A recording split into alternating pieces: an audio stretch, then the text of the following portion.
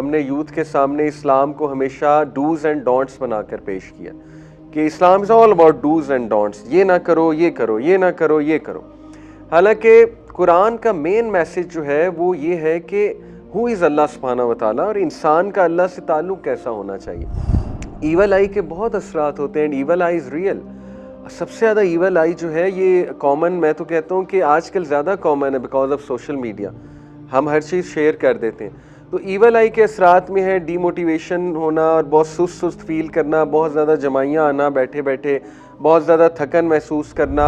ऐसी रहमत की फीलिंग आती है ना उस जगह अराफात के मैदान में, क्योंकि इतने लोग दुआएं कर रहे हैं, इतने लोग जो है अल्लाह रब्बुल आलमीन को पुकार रहे हैं, रो रहे हैं, अपने गुनाहों का इतराफ़ कर रहे हैं। अल्लाह सुब्हानहू व तआला तशरीफ़ लाए हुए हैं पहले आसमान पे, हदीस में आता है। तो देखें इन चीज़ों के पॉजिटिव इफ़ेक्ट्स होते हैं। एवरी टाइम ट्रस्ट मी, जब भी मैंने किसी के घर में बरकत ऐसी फ़ील की है, हर बार यही आंसर था कि कुरान क्लास होती। सुभान अल्लाह। यहाँ कुरान मजीद जो है ये ऐसी रस्सी है, हदीस में आता है, जिसका एक एंड इंसान के हाथ में है और दूसरा एंड अल्लाह सुब्हानहू व तआला के पास है, यानी डायरेक्ट राब्ता है अल्लाह से। सबसे पहले ये आया बहुत खूबसूरत है जो हज़रत उमर सल्लल्लाहु अन्हु ने जब सुनी, व्हेन ही बिकेम अ मुस्लिम, तो ये वाली आयाज़ रिसाइट हो रही थी उनके घर। आपको पता है उनकी जो बहन थी, उनके हस्बैंड कुरान रिसाइट कर रहे थे, तो उन्होंने सुन लिया। हज़रत उमर ने बाहर कान लगा के बड़ा गुस्से हुए कि मेरी बहन मुसलमान हो गई है। तो बाद में जब मारा मुरा अपनी बहन को, ज़रा गुस्सा काम डाउन हुआ, तो कहा अच्छा चलो मुझे भी बताओ तुम लोग क्या पढ़ रहे थे। तो फिर जब ये आयत उनके सामने आई सूरह तहा की, उनमें से एक आयत ये थी, मा अनज़लना अलैकल कुरआन लितशक़ा। अल्लाह ताला कहते हैं कि ये कुरान हमने तुम्हें मुसीबत में, मुशक्क़त में डालने के लिए नाजिल नहीं किया है। और हज़रत उमर सल्लल्लाहु अन्हु का ये बिलीव था, वो ये समझते थे कि यार जब से कुरान आया हम मुसीबत में डल गए, नाउज़ बिल्लाह। यानी कुरान ने लड़वा दिया है लोगों को। अब उनका पर्सपेक्टिव ये था कि माँ बेटे से लड़ रहा है, इसी तरह बाप बेटे से लड़ रहा है, भाई भाई जुदा हो रहे हैं आपस में। इसी तरह देखें हमारी सोसाइटी कितनी वाइब्रेंट थी, कितनी हैप्पी थी, सो कॉल्ड हैप्पी, सब इकट्ठे रहते थे। जब से कुरान आया है तो फैक्शंस बन गए हैं, प्रॉफिट सल्लल्लाहु अलैहि वसल्लम एक साइड पे हैं, कुरैश मक्का दूसरी साइड पे हैं। तो ये उनका बिलीफ था, थॉट था। बहरहाल इस थॉट को जहन में रखते हुए वो आए थे वहाँ पर, लेकिन देखें कुरान ने उसका जवाब दे दिया कि ये हमने इसलिए किताब नाजिल नहीं की कि आपको मुशक्क़त में, मुसीबत में डाला जाए। अब देखिए इसमें हमारे लिए भी जवाब है। हम में से बहुत से लोग इस्लाम को बर्डन समझते हैं अनफॉर्चुनेटली, एंड इसमें कुछ हमारा भी कसूर है। हमने यूथ के सामने इस्लाम को हमेशा डूज एंड डोंट्स बनाकर पेश किया कि Islam is all about do's and don'ts, ये ना करो, ये करो, ये ना करो, ये करो। हालांकि कुरान का मेन मैसेज जो है वो ये है कि हु इज़ अल्लाह सुब्हानहू व तआला और इंसान का अल्लाह से ताल्लुक़ कैसा होना चाहिए। Quran is all about you, Quran talks about human beings. Quran आपकी नफ्सियात को एड्रेस करता है, आपके कल्बी जहनी मसाइल को एड्रेस करता है। कुरान मजीद जो है वो शिफा है, हीलिंग है।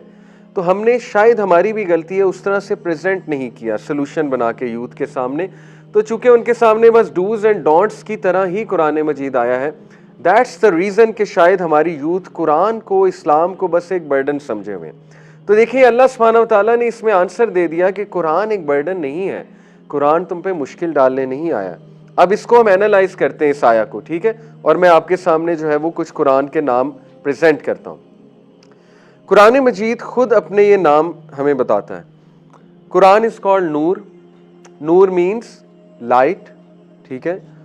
कुरान मजीद कॉल्स इटसेल्फ हुदा, हुदा हिदायत देने वाली किताब, गाइडेंस देने वाली किताब। You need guidance, you are lost, are you a lost soul, read the Quran, come to the Quran, Quran will guide you what to do. उसके बाद रहमा, कुरान मजीद ने अपने आप को रहमा कहा। Mercy, you need mercy of Allah, अपनी ज़िंदगी में रहमत लाना चाहते हो, अपने घरों में रहमत लाना चाहते हो, कुरान के साथ कनेक्ट हो जाओ। कुरान कॉल्स इटसेल्फ शिफा, शिफा ऑफ एवरी टाइप, ट्रस्ट मी।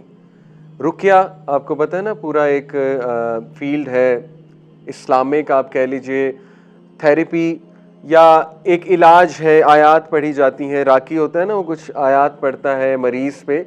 तो कुरान का शिफा होना साबित भी है। आपको पता है कि सूरह अल बकरा में शिफा है, प्रॉफिट सल्लल्लाहु अलैहि वसल्लम में सूरह फातिहा उसको कहा शिफा है। उसमें अपने बीमारों पे ज़्यादा से ज़्यादा सूरह फातिहा पढ़ो, उसके बड़े मिरेकुलस इफ़ेक्ट्स हैं। मैंने खुद विटनेस किया हुआ है ये। मेरी फैमिली में बहुत ज़्यादा बीमार था कोई, मैंने खुद कुरान उन पे रिसाइट करके उसके मिरेकुलस इफ़ेक्ट्स अल्हम्दुलिल्लाह देखे। सूरह अल बकरा is very powerful in that context. Having said it, medicine का इलाज भी कराना चाहिए, बट ये कि कुरान के अपने असरात हैं, सुभान अल्लाह। आपको पता है बहुत से लोग सूरह रहमान के इफ़ेक्ट्स बताते हैं, आईसीयू में सूरह रहमान की तिलावत। बहरहाल हदीस में तो सूरह रहमान स्पेसिफ़िकली नहीं आता, हदीस में सूरह फातिहा और सूरह अल बकरा का तज़किरा स्पेसिफ़िकली आता है, बट पूरा का पूरा कुरान अल्हम्दुलिल्लाह शिफा है।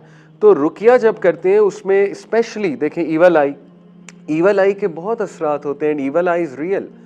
सबसे ज़्यादा ईवल आई जो है ये कॉमन, मैं तो कहता हूँ कि आजकल ज़्यादा कॉमन है बिकॉज ऑफ सोशल मीडिया। हम हर चीज़ शेयर कर देते हैं। तो ईवल आई के असरात में है डीमोटिवेशन होना और बहुत सुस्त फील करना, बहुत ज़्यादा जमाइयाँ आना बैठे बैठे, बहुत ज़्यादा थकन महसूस करना, बैठे बैठे कोई बीमारी हो जाना। बहरहाल ये कुछ इफ़ेक्ट्स बताए हैं स्कॉलर्स ने। तो ईवल आई का इफ़ेक्ट आप देख लीजिए मौविज़तैन में। मौविज़तैन का मतलब है जो 11 वर्सेस हैं, यानी सूरह फलक एंड सूरह नास। तो कुरान मजीद शिफा भी है, नो डाउट अबाउट दैट। इसी तरह कभी किसी पे पोजेशन हुआ हो जिन की तरफ से, तो कुरान की मखसूस आयात पढ़ी जाए तो जाहिर है कि वो जिन बहुत इफ़ेक्ट होता है उससे। और राकीज़ आपने देखा है कुरान मजीद की आयात पढ़ के फिर उसका इलाज करते हैं जिस पे पोजेशन भी हुई हो। तो इस सेंस में भी कुरान मजीद सुभान अल्लाह शिफा है। इसी तरह कुरान मजीद ने ज़िक्र कहा अपने आप को, ज़िक्र जिसमें तज़किरा है, जिसमें स्टोरीज़ हैं, और वो स्टोरीज़ बहुत ही अमेजिंग है। मैं आपके सामने रखता हूँ कुछ इंशाल्लाह। कुरान मजीद ने अपने आप को करीम कहा। एक कुरान के बहुत बड़े स्कॉलर हैं, हाफिज़ सलाहुद्दीन नाम है उनका, तो माशाल्लाह प्रोफेसर हैं कुरान के। तो वो मेरे साथ एक बार बैठे हुए थे और मुझे उन्होंने नसीहत की कि देखो अगर आपने कुरान मजीद से सही फ़ायदा उठाना है तो कुरान अपने आप को कहता है करीम, कुरान करीम। तो ही सेड कि यू हैव टू बिकम करीम एज़ वेल। तो करीम का मतलब होता है इंतहाई डिग्निफाइड और इंतहाई जेनरस। तो उन्होंने कहा कि if you want to approach the Quran first become करीम, ताकि कुरान मजीद आपको फ़ायदा दे। तो उन्होंने कहा कि आप अपने अंदर डिग्निटी वाले एट्रीब्यूट्स लेकर आएँ, डिग्निफाइड होकर कुरान को अप्रोच करें, ठीक है, तभी आपको कुरान जो है वो सही फ़ायदा देगा। तो ये बड़ी इंटरेस्टिंग बात है, सुभान अल्लाह। हिकमा, हिमा लिखा हुआ है हिकमा। कुरान मजीद ने हिकमा कहा अपने आप को, a book of wisdom, Yasin वल कुरानिल हकीम। कुरान मजीद में वो रूल्स हैं, वो प्रिंसिपल्स हैं, अभी मैं आपके सामने रखूँगा, जो आज मॉडर्न साइकोलॉजी, मॉडर्न सोशोलॉजी हमारे सामने जो कॉन्सेप्ट्स रख रहे हैं। कुरान मजीद ने अपने आप को मुबारक कहा कि एक ऐसी किताब जो बाबरकत है। और इसके ऊपर असलाफ का मैं आपको एक कोट सुनाता हूँ, बड़ा खूबसूरत कोट है। ये कोट है जी, जस्ट अ मोमेंट जी, मोहम्मद अमीन अशनकिती रहिमहुल्लाह एक सलफ़ हैं, वो कहते हैं सम ऑफ द उलमा ऑफ तफसीर said we busied ourselves with the Quran and we were overwhelmed with the blessings and bounties in this world in confirmation of the ayah this Quran is a blessed book। वो कहते हैं कि उलमा जो तफसीर के उलमा हैं उनसे हमने सुना कि उन्होंने अपने आप को कुरान के साथ बिज़ी किया और उन्होंने अपनी आंखों से कुरान की बरकतें अपनी ज़िंदगियों में देखी। और ये सिर्फ ये बात नहीं है, कई लोग उनके मैं घर गया और मुझे उनके घर में एक बहुत ही सेरेनिटी की फीलिंग, पीस की फीलिंग। आपको पता है हम विंड्स ऑफ चेंज जब हमारा टूर होता है, लोग हमें अपने घरों में ठहराते हैं, माशाल्लाह मोहब्बत करते हैं, घरों में इनवाइट करते हैं खाना वगैरह खिलाने के लिए।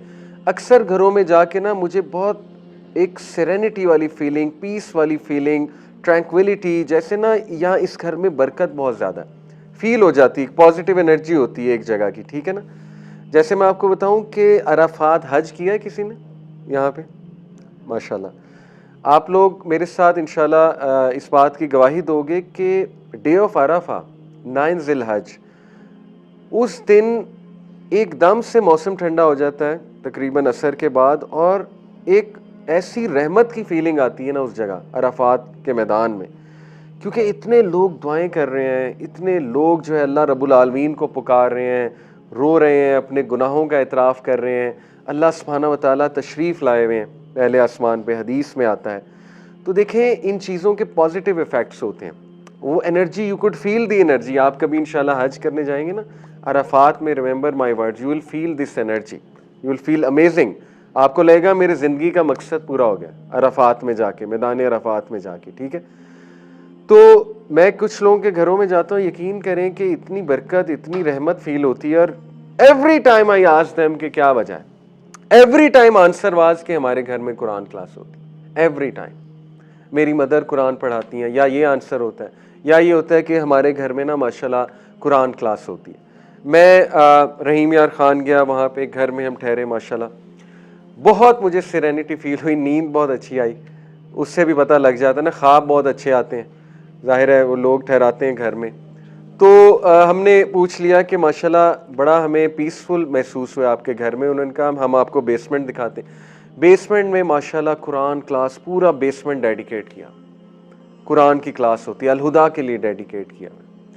और उसकी मैंने तस्वीर भी खींची थी बेसमेंट की, बड़ा खूबसूरत बेसमेंट उन्होंने ज़बरदस्त करके बनाया हुआ है माशाल्लाह।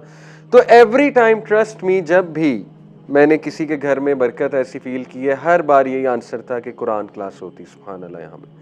और कुरान क्लास के असरात ऐसे ज़बरदस्त हैं कि ठीक है, हो सकता है यंगस्टर्स इतना ना बैठें उस क्लास में, क्योंकि आपको पता है कि हमारी जो यंग जनरेशन है उनका अटेंशन स्पैन बिल्कुल ही 5 सेकेंड 6 सेकेंड है, उसके बाद जोन आउट हो जाते हैं, जेन जी हमारी, ठीक है ना, कहीं और पहुंच जाते हैं।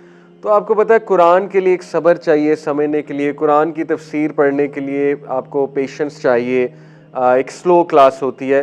बट ये भी ट्रस्ट मी, मेरा आंखों देखा जो है ना, मैं इसका शाहिद हूँ, यानी शाहिद हूँ कि जिन घरों में कुरान क्लास होती है उनके बच्चे सिर्फ बैठ ही जाए ना कुरान क्लास में, चाहे उनको उस वक्त इतनी समझ ना लगे, चाहे वो कहें जी कि नहीं हम इतना मोटिवेटेड नहीं है, लेकिन ट्रस्ट मी, रेस्ट अश्योर्ड, उनके ऊपर कुरान के असरात आते ही आते हैं, और उनके सबकॉन्शियस अफेक्ट और अनकॉन्शियस पे जाकर कुरान इफेक्ट करता है, और कभी ना कभी इंशाल्लाह उसके असरात आपको नजर आएंगे, फ्रूट्स नजर आएंगे।